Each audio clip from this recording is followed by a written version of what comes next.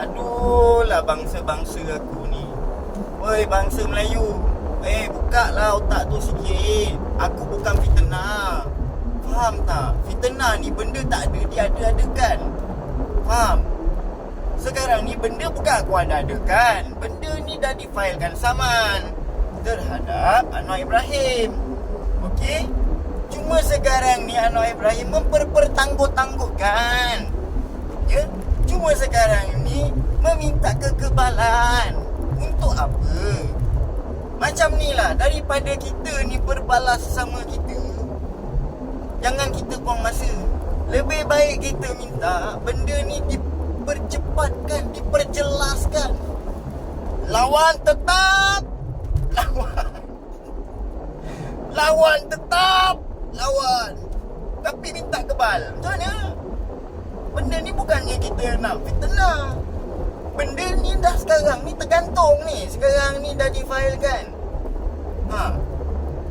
Yusof Router dia polis minta poligraf, ujian poligraf, dia buat.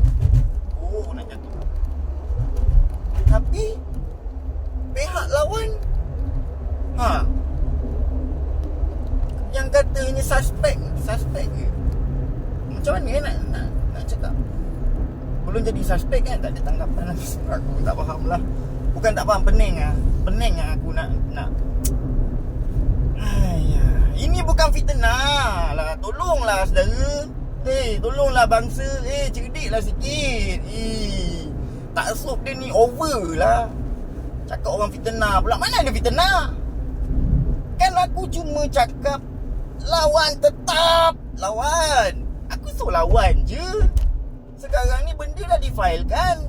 Fitnah kepala panah kau.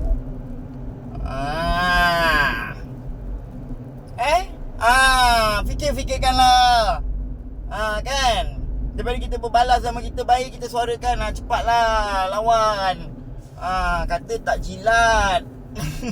Kalau tak jilat, lawan. Kan? Ini buang masa lah nak cakap dengan saudara-saudara ni. Sedar-sedar lah sikit, saudara.